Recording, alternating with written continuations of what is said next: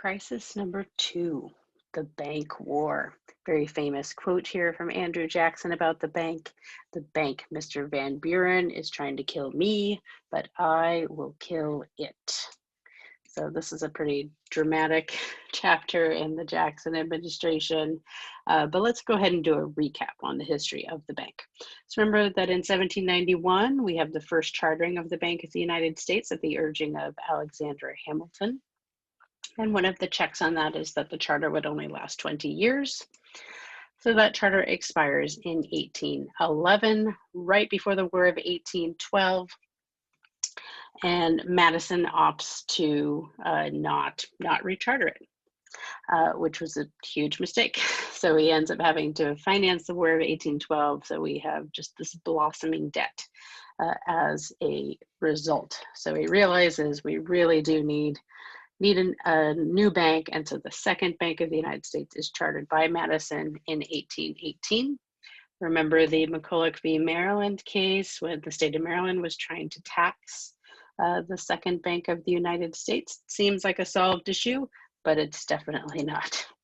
So it continues to be controversial. The constitutionality still continues to be questioned, and it will really come to a head under Andrew Jackson. There's a new bill to recharter the bus early, which was a huge mistake. So this is one of the few really terrible miscalculations that Henry Clay makes in his strategizing. So it wasn't due to be rechartered until 1836, but they decided to move it up because 1832 is also an election year. So the bank becomes really the most important election issue in 1832. So we want to review too why some people don't like the bank, like Andrew Jackson. Poor farmers tended to owe a lot of debt to the banks, so they don't necessarily find them trustworthy, because if they can't pay their loans to the banks, they can lose their homes.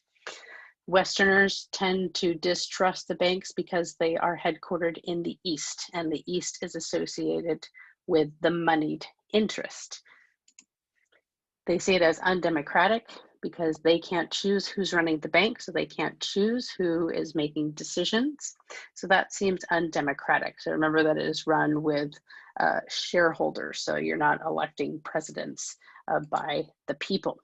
And Jackson has always associated himself with the West, so it makes sense that he's going to pick up this particular topic. So this is going to bring us to the bank war, which is a fluency fact, so get ready for that. So like the Westerners, Jackson thinks that this is undemocratic. He thinks it's unconstitutional, even though the Marshall Court has decreed on that. And of course, Henry Clay wants to run for president again. So he's going to try to push Jackson. He's going to try to corner him into making a tough decision. So he thinks he can get one up on Jackson here, but boy, is he wrong. So this new charter bill is up for Congress, and Jackson has two choices.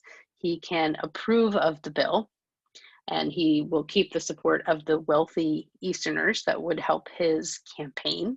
You need money to run campaigns. Or he can, and that would definitely be a disappointment to these Western supporters that he has, or he can veto it and lose that support of the wealthy Easterners. So it's a tough choice, but he is going to veto. He is the king of the veto. So he is going to maintain this Western support. So he will be reelected quite easily. Henry Clay just gets a drubbing at this particular election. But the bank isn't dead yet. It still actually has 4 years on the current charter. So this bill was about the next rechartering. So now there's going to be a battle. So on one side, you've got Jackson and your Westerners that hate the bank. And on the other side, you've got Henry Clay with the bank director, whose name is Nicholas Biddle. So they're going to keep kind of waging war with Jackson, but they will lose. So Jackson is going to win here. So he is going to drain the money out of these banks. He has to fire a whole bunch of Treasury secretaries to make that happen. And so then that money is going to be funneled into state banks. These are sometimes called pet banks or wildcat banks because they are not making good decisions and there's nothing to rein them in. So as you can probably guess, this is going to lead to some economic instability. So after Jackson kills the bank, there will be no formal federal bank until 1913, when we set up the Federal Reserve under Woodrow Wilson. But he does this awesome thing that no American president has ever done and has not done since. He paid off the national debt, which at the time it was right around $58 million. And he does that by selling off a bunch of federal land holdings. So there was a bunch of land that the federal government owned, and he sells it off, and any spending bill that comes across his desk, he vetoes it in a flash.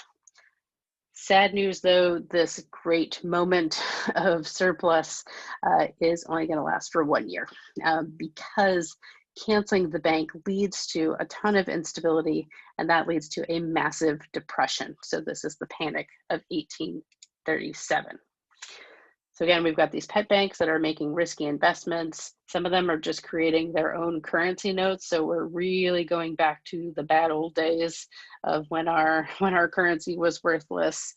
So this is kind of a mess. Importance here, though, significance, showing the increasing power of the executive. That is a big takeaway from Jackson's whole administration, and it is his utilization of the veto. Remember that he uses the veto more than any other president. And this is so divisive, we're going to head back to our two-party system. So we're going to get rid of this era of good feelings. As you can tell, there's a lot of bad feelings rolling around here. And so we're going to see the entrance of the Whig Party. So remember that Henry Clay is the founding member of the Whig Party. It really is founded around hatred of Jackson.